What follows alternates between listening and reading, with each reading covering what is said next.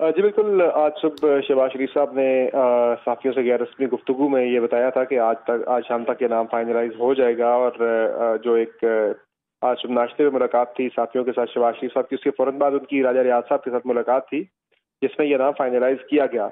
और गुज़िश्ता रात जो जितनी भी जो यानी कि पिछली हुकूमत के अंदर शहबाज शरीफ साहब की हुकूमत के अंदर जितने भी हुक्मरान इत्तेहाद में कोalition पार्टनर्स थे, तमाम के तमाम के को इशारा दिया गया था शहबाज शरीफ साहब की तरफ से। उसमें तमाम पार्टीज ने ही शहबाज शरीफ साहब के 3 जो नॉमिनीज थे उन पर एतमाद का इजहार कर दिया था कि भाई आपको हम इख्तियार देते हैं शहबाज शरीफ को कि आप जिसको मर्जी नॉमिनेट कर दें। पीपल्स पार्टी ने टाइम लिया था कि हमें सुबह तक का टाइम दे दें।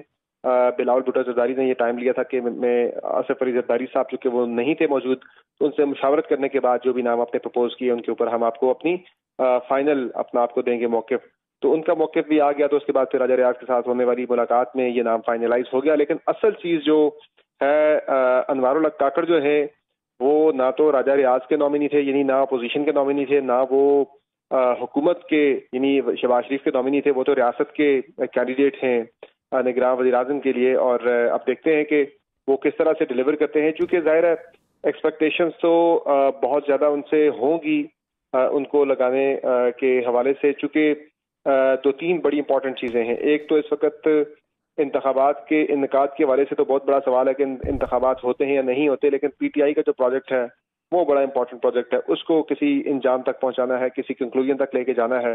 उसमें जिस तरह से अभी मंसूर बात कर रहे थे कि किसी भी मौके पे अनवारुल हक काकड़ साहब का अगर पॉलिटिकल बैकग्राउंड या उनकी एफिलिएशन जहां थी उसको देखते हुए बिल्कुल भी जो है नहीं कहा जा सकता, बिल्कुल भी किसी यानी कि कोई उस पर शक शुबे वाली बात नहीं कि वो किसी भी मुकाम पे किसी मामले पे रेजिस्ट कर सकें।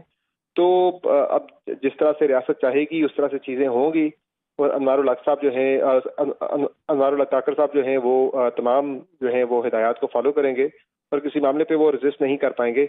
तो बेसिकली वो रियासत के कैंडिडेट हैं निगरान वज़ीर आज़म के लिए। वो शहबाज शरीफ या राजा रियाज की चॉइस मेरे ख्याल से कतई नहीं थे। लेकिन जाहिर है अब दोनों के दरमियान इत्तेफाक के राय के बाद बने हैं। और इसमें अब ये सवाल उठता है, असल सवाल अब यहाँ से आगे यही है कि निगरान वज़ीर आज़म वाली एक सस्पेंस तो चले, दिस इज ओवर।